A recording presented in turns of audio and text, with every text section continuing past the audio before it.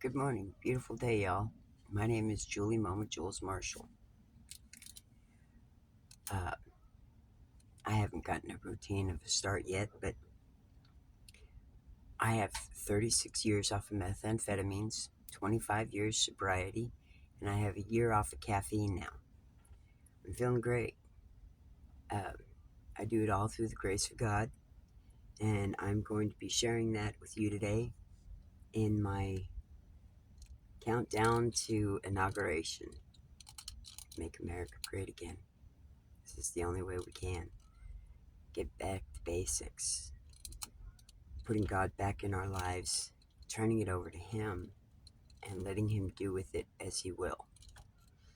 Now, we have voted on a reliable man, I believe, that will bring our nation, it'll make it great again. And what I'm seeing is huge. I don't know how much any of y'all see what's going on YouTube, but there's a bunch of stuff going on in Canada right now, and underlining there's a good possibility that we are going to, the U.S. is going to expand greatly. If Canada becomes a part of our nation, yeah, it'd be awesome. It'd be absolutely be awesome. But that's neither here nor there right now. So it is what it is. I have, my topic today is going to be on faith, teaching about forgiveness and faith. I'm going to be reading out of Luke chapter 17, verses 1 through 10. One day Jesus said to his disciples, there will always... Oh, by the way, pause. Back up. I am reading out of, because this sounds quite different than most versions that people are reading, I am reading out of the Life Recovery Bible. Yeah, I know it may be transposed, and that's okay. I'm showing you. But the Life Recovery Bible is a Bible that incorporates the 12 steps and the 12 traditions and shows it how it's broken up in the scripture. The 12 steps were based on the Bible. It's all here in the Word. And it was just incorporated into a way that we could understand, which was great because we need it.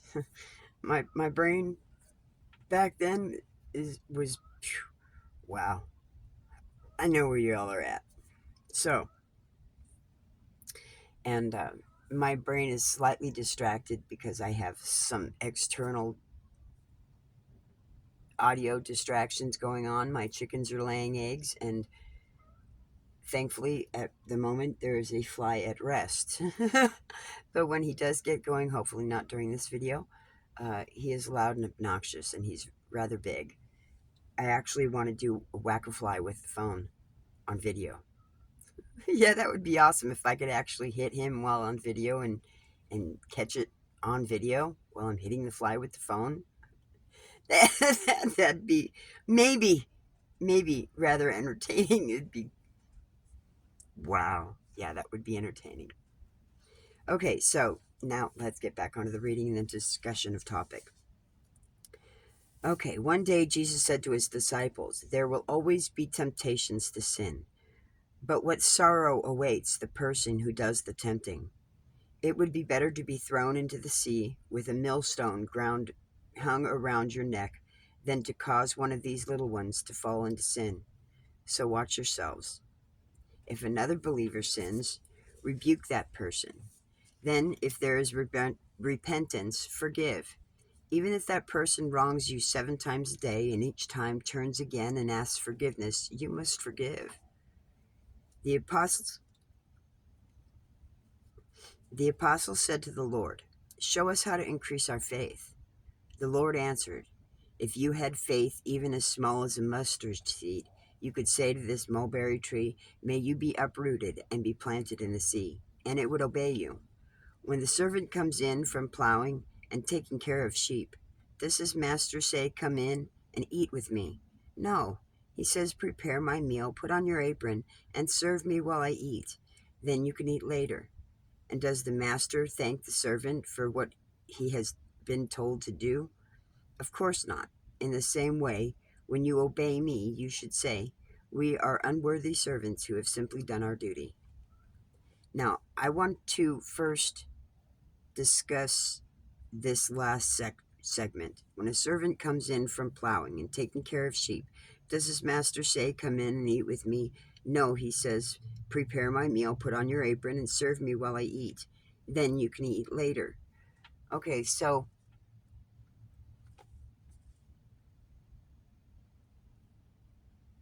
I needed, and mind you, I'm autistic. So there's going to be times that I pause to think, because I have learned that it is better to sort through my thoughts for a moment than it is to just blurt out whatever's there. Um, I'm also realizing that my ADHD takes it to a level of speed that may not be as fast as I'd like it to be, or may not be as, may be faster than I'd like it to be. A lot of times that's what it is at work. But right here, right now, it's my thought contemplation, and it is also still a little cold. I wanted to touch base on that. The temperature here right at the moment when I started this video was 20 degrees outside. Yeah, and I do live in a metal box. It's an RV, old vintage RV. I do rather well. It's different than what y'all are familiar with. Very different than what y'all are familiar with. It takes a lot of work and effort to getting to and from the bathrooms and whatnot, because it is what it is. So anyways,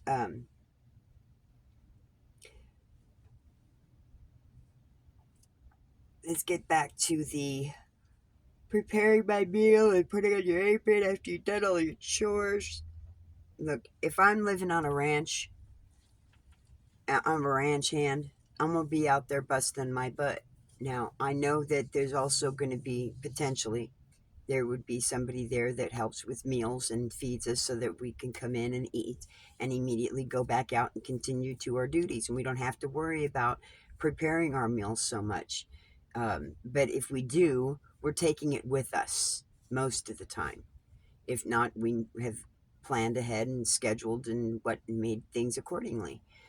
But, you know, it is what it is. At the end of the day, we go back to our own areas and we're done, and we can relax and chill and do what we're going to do. We don't expect to be able to go and do the same thing with our bosses. Even in a job, we don't want to live with the people who we're working for, our supervisors. We don't want to live with them, but we still have a job to do. We still have responsibilities to do, and we get paid for that. Now, if you nowadays, it's terrible, but nowadays that doesn't even happen. There's a lot of people that don't do the responsibilities of their jobs that they get paid for, and that's okay, because that falls into that category of forgiveness. This is what changed me this last week, was essentially this, in a more roundabout way, without realizing where the scriptures were. And rather than going in and being miserable myself, after I go in to somebody who's sick, is not in good health, but is still pushing to do his job, still pushing to get his paycheck, well, and still waiting for Social Security to kick in so he can retire because he's sickly. He can't breathe. He needs to be on oxygen, and he bucks it. He doesn't want to go in on oxygen. And that's Can't do anything about it. But what I can do is forgive him for what he does and what he's chosen to do and how he is, and do my job with joy and appreciation, and the fact that it is appreciated, it is seen by my bosses, and it's reflective, and I'm grateful for that. So the the faith topic here in this devotional reading: how many times have we wished that we could overcome the addiction or compulsion that keeps us in bondage? We know what it's like to struggle with the effects of addiction and the craziness this brings to our lives. We may feel despair and wonder if there is really any way out of the insanity of our current circumstances. Maybe escape from our plight is impossible, at least with God's help. That's faith. But with faith in God, even the impossible can happen. That's the mustard seed. The apostles said to the Lord, "Show us how to increase our faith." The Lord answered, "If you had faith, even as small as a mustard seed, you could say to this mulberry tree, 'May you be uprooted and thrown into the sea,' and it would obey you." Matthew also recorded Jesus' words, saying, "I tell you the truth. If you had faith, even as small as a mustard seed, you could say to this mountain, 'Move from here to there,' and it would move. Nothing would be impossible." That's in Matthew 17:20. Faith is a mysterious commodity. Jesus says that if we have faith, real faith, it only takes a small amount to make a big difference. We may be exercising faith without even realizing it. It takes faith to believe that a power greater than ourselves could restore us to sanity. It takes faith to work through steps of a recovery program. It is comforting to know that God only needs a tiny bit of faith in order to work in powerful ways to restore our sanity.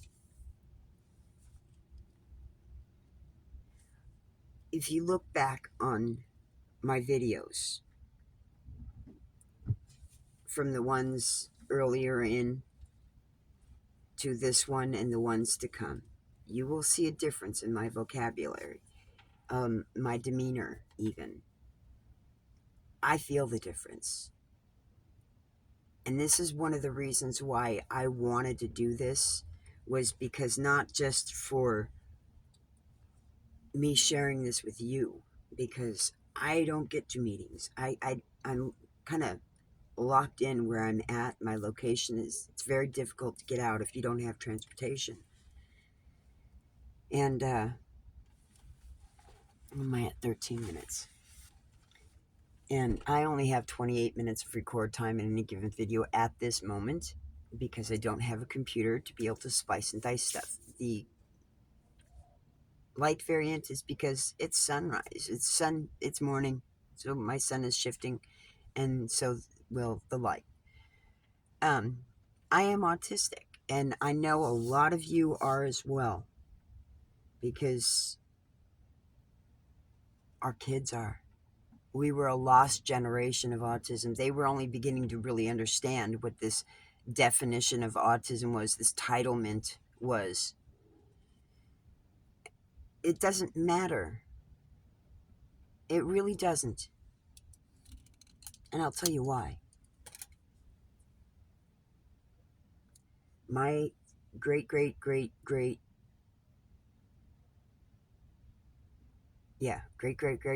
uncle is Jonathan Nathaniel Chapman, otherwise known as Johnny Appleseed. He was the epitome of an autism. He was ADHD. He was ODD. He was, I would say he was claustrophobic, because he was always outside. There's very little recorded time of him being indoors, and he was inside when it was wintertime. But other than that, no, he was outside. So everybody has their quirkiness. And if you look at the past, if you look at your ancestral past, or even some of the human past, it says it all. But we have negated that. We have ignored that. We have been programmed to ignore that. We have been programmed to fixate on these small screens. And believe you me, when television started, they were small. They were small. And when we all sat down on the floor because they were right there, um, yeah, we were all like this, looking at the TV. You know, we were being programmed. There's the fly. Of course. Again, excuse me, because this is morning and it's still, my eyes are still adjusting to this. However, I wanted to get this out because this morning, okay, I'm doing reading the word in less than a year with Shane Winnings, and it is delightful. I suggest it. It's every morning. He is East Coast, so it's really early in the morning if you're West Coast or even Mountain Time, which is what I'm at. I'm Mountain Time. But I get up and it'll be way easier in the summertime because the sun comes out way earlier, so it'll be great. Uh, sorry, I gotta rub this out. My eyes are itchy. So, and apologize for the red eye effect afterwards, but it is what it is. Oh, yeah, I'm still waking up, y'all. This is me. Um, I've been thinking and contemplating about what different ways I can do some lives and whatnot, sharing my reality with y'all, because everybody is one action away from where I'm at, depending on how they are financially available or blessed by God, or other people. And that's by God, because God works through other people. So I will teach and share, and I'll put this out there. Every day I wake up anew. Every day I watch, or I read, and I listen to the word, and I pray. And now I get in on my word, and I'm going to share that with you. What time is it? Yeah, it's about that. It's going to be interesting incorporating this in while I'm still waking up. But today is, excuse me, today is my day off.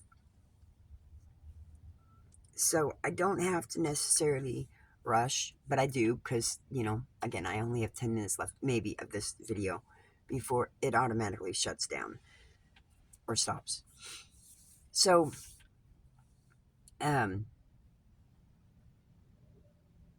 having had a few brain injuries, my memories, it's not cognitive.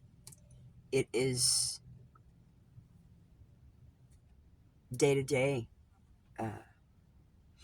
I can remember things after about 3 months per event recall, refresh. After 3 months of repetition, I've got a good routine going.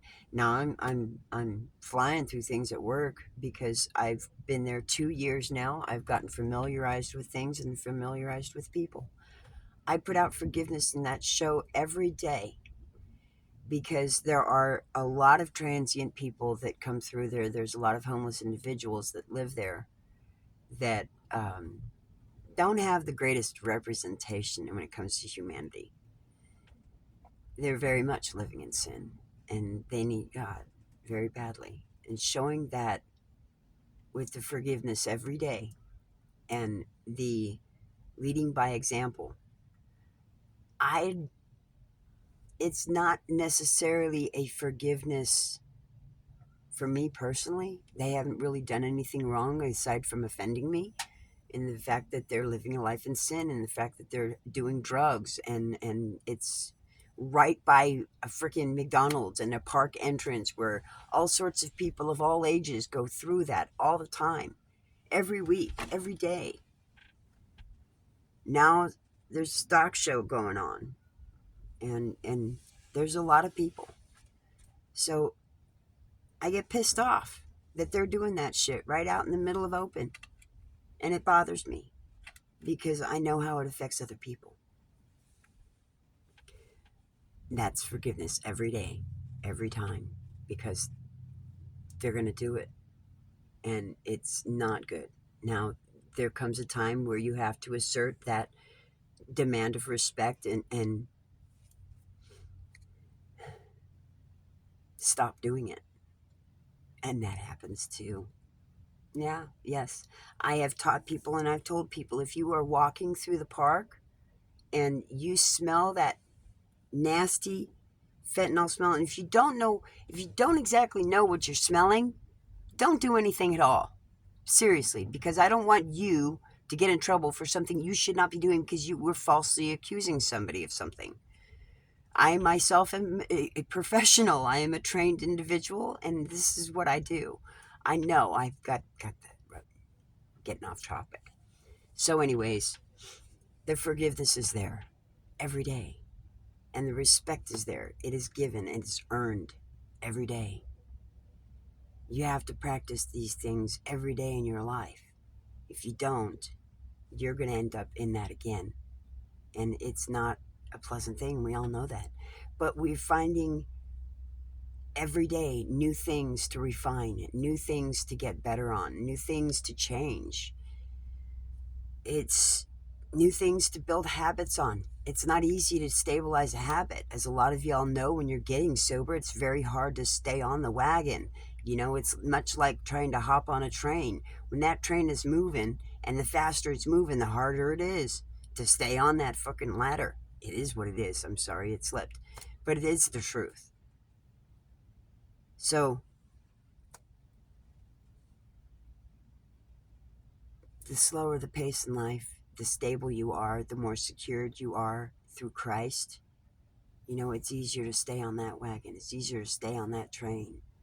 And even then, when your life and sobriety starts moving faster because that train has reached an area where it can travel, you're going to be able to hang on.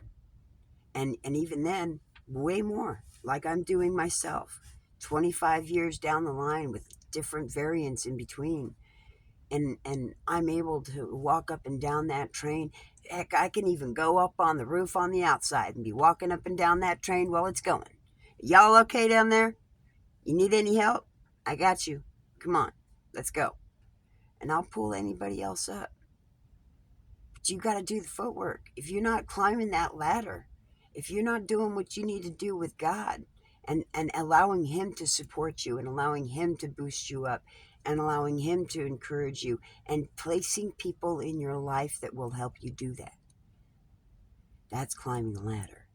But if you allow those individuals to still hold you down and keep you in that environment that's just going to take you back into it again, it's never going to change. You've got to change your environment. You've got to change your life. You've got to change your footwork. If you're a higher than thou, and you're in a great house, in a great environment, and you have all this stuff around you, your life is you're reflective of your emotions and your mental state. And if you're a clustered F with a whole mess of stuff everywhere, you know, you really know you got to have a lot of stuff to work out. And if you're that individual that's in a mansion that has a bunch of stuff everywhere,